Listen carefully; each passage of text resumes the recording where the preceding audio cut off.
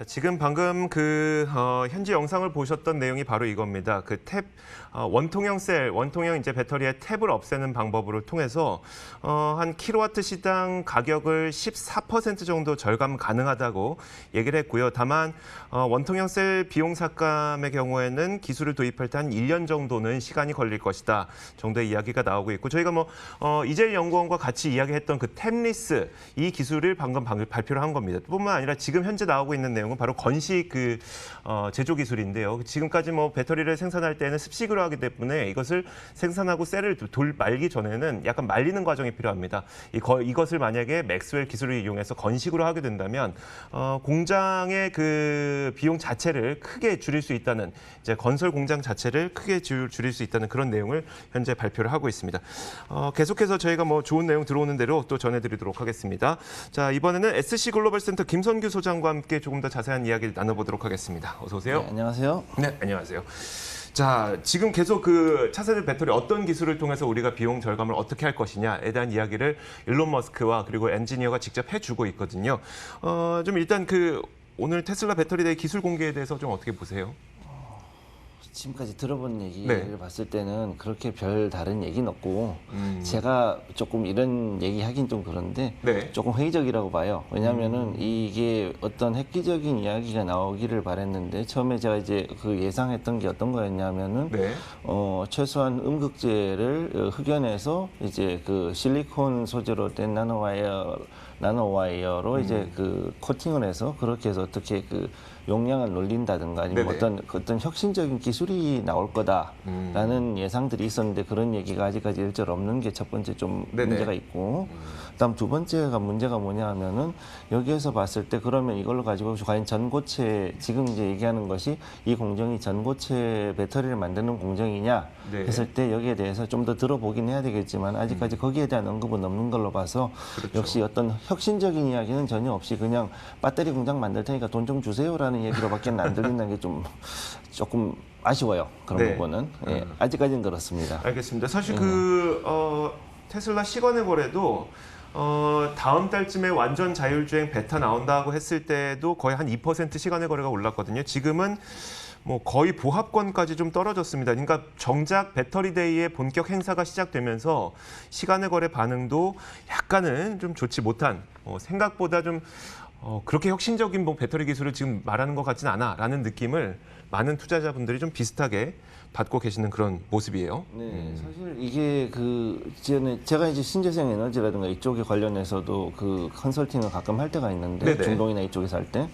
그러면 그쪽에서 제일 중요하게 생각하는 게 배터리의 용량하고 그 다음에 이게 얼마나 이제 충전이 짧게 혹은 얼마나 시간이 짧게 충전이 되고 얼마나 길게 가느냐. 그 다음에 충방전을 여러 번 했을 때 이제 탄력이라고 하거든요. 충방전 탄력이 과연 얼마 정도까지 이제 받쳐주느냐. 쉽게 얘기해서 1000번 하느냐, 2000번 하느냐, 한 3000번 정도까지 해도 이게 용량이 줄어들지 않느냐. 어느 정도 그거를 이제 탄력이라 그러는, 충방전 탄력이라 그러는데 이 충방전 탄력이 과연 얼마나 좋으냐가 가장 핵심입니다. 사실 이 전지에서. 그러면 전기차도 그만큼 강력한 충방전 성능을 가지고 있어야 되고 거기에 대해서 이 탄력이 어느 정도까지 좋으냐가 이제 관건이거든요. 근데 여기에 대한 어떤 언급이 없이 단순히 지금은 비용을 절감을 해가지고 만들 수 있다. 그러니까 이거에 대해 가지고 좀 기다려달라. 2년 정도 걸린다. 그럼 그거 하려고 그러면 어떻게 해야 되겠습니까? 결국은 돈을 좀 모아야 되니까 그거 좀 이렇게 해달라. 이런 거거든요. 대신에 이제 딱 하나 주목하고자 하는 거는 기존에 이제 우리가 만들고 있는 기존의 리튬이온 배터리 베이스가 어떻게 되냐면 셀을 뭉쳐가지고 모듈을 만들고 모듈을 또 뭉쳐서 팩을 만드는 그런 구조였단 말이죠. 근데 여기서 이제 이 탭리스라는 건 뭐냐면 결국은 이 모듈을 없애버리고 그냥 셀만 가지고서 배터리 팩 안에 가득 넣어가지고 그래가지고 이거를 이제 비용을 줄이겠다는 얘기예요, 사실은. 그럼 그렇게 되면 그러면 이제 여기서 얘기하는 게 일단은 킬로와트당 한 $100 밑으로만 떨어진다 그러면은 우리가 봤을 때 내연기관하고 경쟁했을 때도 충분히 어느 정도는 가격 경쟁이 되니까 그러면은 이거에 대해 가지고 비용 절감을 하겠다라는 게 일단은 첫 번째 얘기 나온 것인데 그럼 여기에서 우리가 기대했던 건 뭐냐면 그러면 테슬라가 기술적 혁신을 만들어 가지고 즉 그 배터리의 용량은 느리면서 무게를 줄여서 경량화를 이뤄내면서 대용량을 만들어서 어떤 기술적 혁신을 이루어서 했다라고 한다 그러면 분명히 시장에 열광했을 거라고 저는 생각을 해요. 네. 근데 그런 부분에 대한 이야기가 없기 때문에 지금 이제 거기에 대한 실망은 좀 클 거라고 저는 보고 있습니다. 사실. 알겠습니다. 그 부분은 어떠세요? 그러니까 이번에 약간 뭐 배터리랑은 조금 떨어질 수도 있지만 주주총회 그 발언에서 네. 자율주행차의 그 완전주행 기술을 탑재한 베타, 그러니까 프로토타입을 한두 달 내에 내놓을 것이다. 이 부분에 대해서는 좀 어떻게 보세요? 그건 조금 더 두고 봐야 될 것 같은데 네. 제가 봤을 때는 근데 이게 그렇게 쉽지는 않다고 보는 것이 이제 자율주행 단계에서 지금 가장 큰 그 연구를 많이 한 나라가 이제 미국하고 우리나라거든요. 네네. 사실 양재동에 가면 이제 AI 센터에서 가면 자율주행 연구하는 업체들 엄청나게 많아요. 그러면 그런 업체들이 이제 해가지고서 지금까지 현대 자동차뿐만 현대 기아차뿐만이 아니라 네네. 외국에 있는 볼보라든가 아니면 이제 뭐 코닉세그라든가 그 스포츠카 업체 아시죠? 코닉세그 네네. 같은 네, 이런 그렇죠. 애들하고도 지금 자율주행에 대해서 연구를 하는 그런 업체들도 있고 굉장히 여러 가지가 많이 있단 말이죠. 그럼 그렇게 봤을 때 과연 테슬라가 어떠한 그 데이터 기반, 즉 빅데이터를 기반으로 해가지고 이런 자율주행이 돼야 되는 거고 그 다음에 5G가 그만큼 받쳐줘야 되는데 그런 인프라가 갖춰지지 않은 상태에서 그럼 인프라까지 다 깔면서 갈 거냐? 아니면은 이제 단순히 어떤 기술만 보여줄 것이냐는 또 다른 이슈니까 그건 좀 한 두 달 정도 더 지켜봐야 될 필요는 있다고 생각합니다. 네, 알겠습니다. 어쨌든 이제 테슬라의 그 배터리데이의 시작 첫 화면이 사실 9월 9일에 미국의 그 공기질을 보여줬어요. 네. 그러니까 캘리포니아 산불 때문에 공기 자체가 굉장히 노랗게 됐던, 대기 자체가 굉장히 노랗게 됐던 그 화면을 보여주면서 친환경을 사실 첫 화면부터 강조를 한 거거든요. 이런 친환경 사업은 어떻게 될 것으로 보이세요? 친환경 사업이 일단은 지금 계속 진행이 될 것으로는 보이는데 네네. 여기에 대한 전제 조건이 뭐냐면 일단은 기본적으로 전기차가 많이 생산이 돼야 된다는 거고 그렇죠. 그럼 전기차가 많이 생산이 되려면 전기차의 배터리 재료가 많이 있어야 되잖아요. 네네. 근데 지금 현재 리튬이 이제 거의 고갈 상태에 도달했다라는 것이 즉 상업적인 그 채굴 가채 매장량이 거의 이제 줄었다는 얘기죠. 네. 그러니까 거기에서는 제가 봤을 때는 좀 더 시간 그거는 이제 또 다른 이슈가 될 거라고 봐요. 그래서 앞으로 이제 뭐 니켈이라든가 아니면 이제 나트륨 베이스의 그런 양극 소재가 들어가는 그런 배터리들이 얼마나 이제 더 개발이 되느냐. 거기에 따라서 친환경이 더 좌우될 걸로 보고 있습니다. 알겠습니다. 자, 지금 실시간으로 현지에서 나온 내용이요. 건식 배터리 기술 수율을 내는데 힘을 기울이고 있지만 아직 할 일이 많아도 이미 큰 성과를 내고 있다라고 발표를 했다고 하네요. 배터리 조립 1라인당 20기가와트씩 성능은 7배로 향상됐다고 이야기를 했다고 합니다. 저희가 이재일 연구원하고 같이 두 가지를 얘기했었죠. 첫 번째가 템리스였었고 두 번째가 건식 배터리 기술이었었는데 이 건식 배터리 기술에 대해서도 수율 내는데 좀 힘들긴 하지만 그래도 여러 가지 성과를 내고 있다라는 이야기까지 일론 머스크의 입을 통해서 그리고 엔지니어의 입을 통해서 나온 것으로 지금 현지 상황 이야기가 들려오고 있습니다.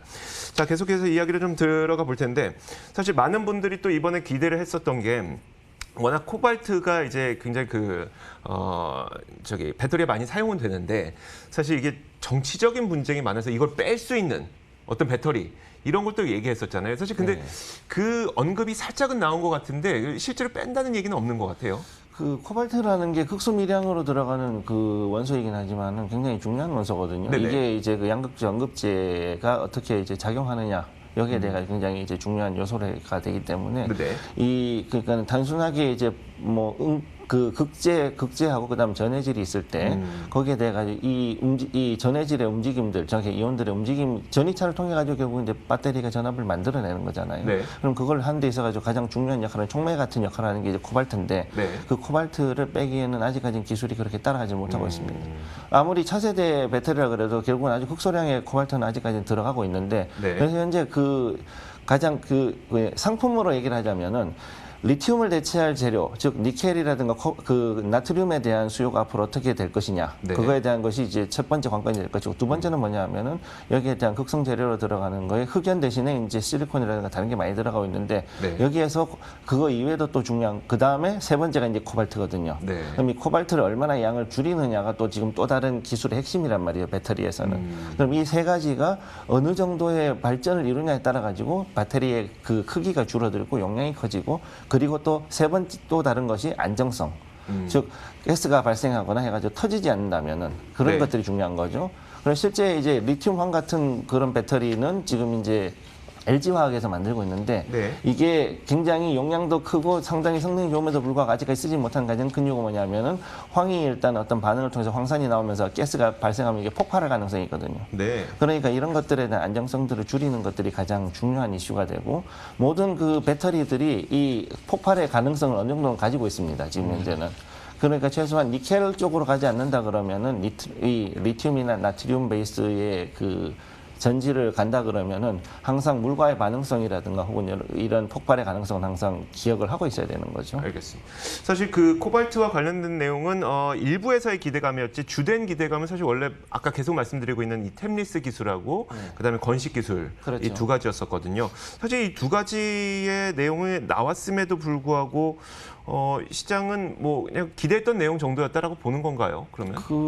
어떻게 보면은 그 정도 혹은 그보다 좀 더 못하다라고 볼 수도 있는 건데. 저는 사실 참 이런 걸 보면서 와, 이거 예상하시는 분들도 정말 대단하다. 어떻게 그 테슬라가 이런 내용을 주로 담게 될지를 어떻게 다 알고 있었을까라는 생각도 들고요. 어쨌든요. 네. 네, 일단 지금 중요한 거는 이제 건식 배터리란 건데 이 건식 배터리가 과연 이제 전해액을 그냥 안 쓰고 과연 전고체와 같은 그 정도의 성능을 내는 배터리를 뽑아내느냐, 네네. 아니면 그냥 단순히 그냥 말만 바꿔가지고 약간 전해액을 약간 말려가지고 넣어놓은 그래도 한마디로 좀 걸쭉한 배터리냐 이 네네. 차이거든요. 지금. 네네. 그러니까 이게 되게 웃기는 이야기인 거죠.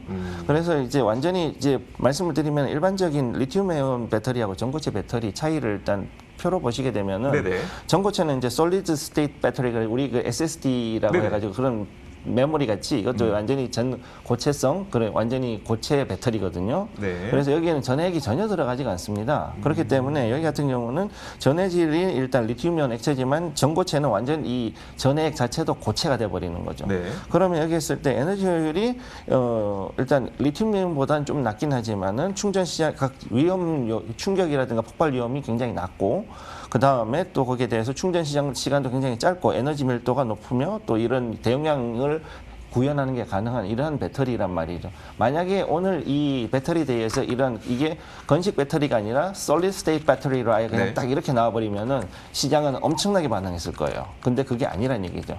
드라이 타입이라고 웨트에서 이제 드라이로 간다 네네. 그랬기 때문에 그러면 이건 그냥 한마디로 그냥 일반적인 그 리튬 베이스 배터리에서 약간 좀 전해액을 걸쭉하게 만들었다라는 정도밖에 안 되는 거니까 네. 이게 뭐야가 돼버리는 거예요. 이게 아는 사람들 입장에서는. 예. 그래서 만약에 이게 전고체로 갔다 그러면 이거는 차세대 기술로 봐야 되기 때문에 네. 한마디로 테슬라가 또 다른 혁신을 이뤄냈다라고 보는 거죠. 네, 알겠습니다.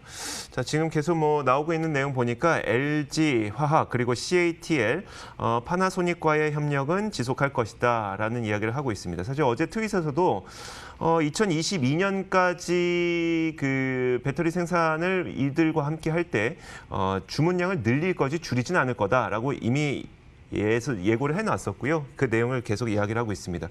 업데이트된 내용 좀 살펴보니까 2030년까지 3테라와트 아워 달성을 가능할 것이다. 여기에다가 우리의 자체 셀 생산에 넣을 핵심 소재 실리콘은 가장 풍부한 자원 중 하나다라고 이야기를 하고 있습니다. 계속 업데이트가 되고 있고요. 자, 마지막으로 그렇다면 이제 여기서 그냥 끝낼 수는 없으니까 그러면 이런 트렌드 속에서 우리가 좀 관심 가져봐야 될 원자재 하나만 소개해 주시고 끝내면 어떨까요? 일단 여기 관련된 것들은 지금 원래 리튬이나 니켈 아니면 코발트를 봐야 되는데 이것들이 지금 전부 다 그 직접 투자라든가 이런 게 안 되고 거의 네네. ETF나 이런 거로만 갈 수 있는 거기 때문에 여기서는 좀 언급하기가 힘들고요. 네. 대신에 지금 현재 우리가 보고 있는 이런 그 것들 중에서는 제일 주목해야 될 건 역시 이제 대두로 보고 있어요, 저는 일단. 네. 그러면 이 대두 일단 전체적인 것 중에서도 일단은 가장 중요한 거는 일단 여기서는 대두 가격이 가장 핵심인데 이 앞으로 있을 것들은 지금 이 전기차라는 친환경도 중요하지만 그보다 1차 산업 즉 농업에 대해서도 지금 더 큰 문제가 이제 벌어질 거로 보고 있거든요. 네. 그렇기 때문에 일단 10월 초까지는 이 상승세가 굉장히 강하고 지금 조금 이제 조정을 받고 있는데 다시 올라갈 걸로 보고 있습니다. 그래서 이 대두에 대한 가격도 좀 더 지켜볼 필요가 있고 지금은 일단은 부쉘당 10.4675달러 그러니까 네. 10달러 47센트 정도에 지금 거래가 되고 있거든요. 근데 이게 앞으로 더 올라갈 거라는 거죠. 만약에 이게 11달러를 넘어가게 되면은 실제적으로 이제 전 세계 사료 시장에 그 사료 파동이 한번 올 수 있다라는 네. 겁니다. 네. 네. 알겠습니다. 자, 지금까지 SC 글로벌 센터 김성규 소장과 함께 이야기 나눠봤습니다. 말씀 고맙습니다. 고맙습니다.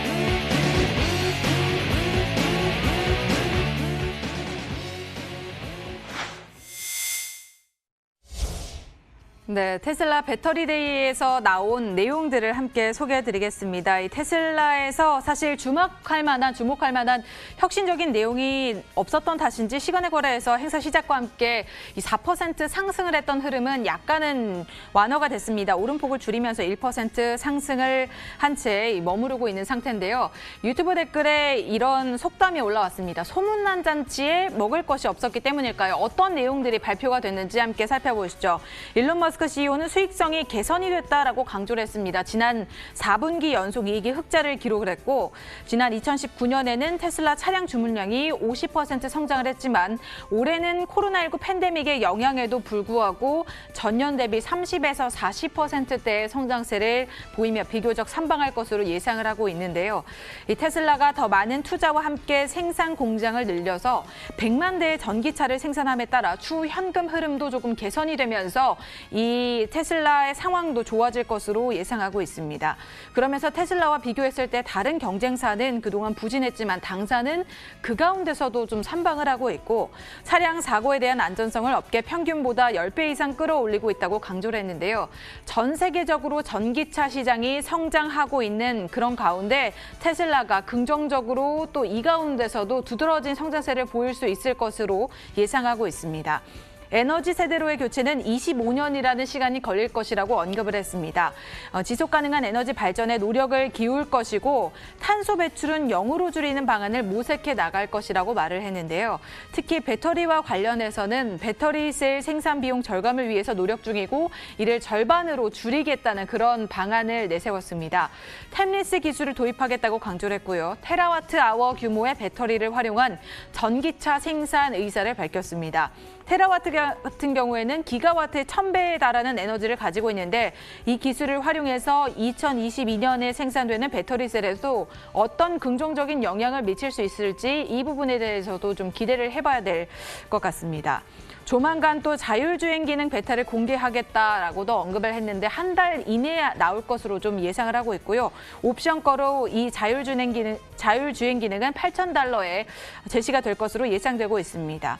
또 최근 머스크 CEO가 언급해서 국내 시장을 요동치게 했던 파나소닉과 LG화학, CATL과 협력을 이어가면서 배터리 주문을 계속해서 늘려가겠다라는 이런 내용도 강조를 했습니다. 오늘 국내장에서 이 협력사들의 움직임도 좀 주시를 해주셔야겠습니다. 자, 계속 배터리 대회가 진행되고 있습니다. 진행되는 과정에 이야기가 진행되면서 물론 이 숫자를 결론이라고 볼 수는 없겠습니다만 시간의 거래에서 낙폭이 좀 확대되고 있다는 점도 참고하시면 좋을 것 같습니다. 테슬라 말입니다. 자, 이렇게 여기서 인사드리겠습니다. 계속해서 저희와 함께 하시죠. 시청해 주신 여러분 고맙습니다.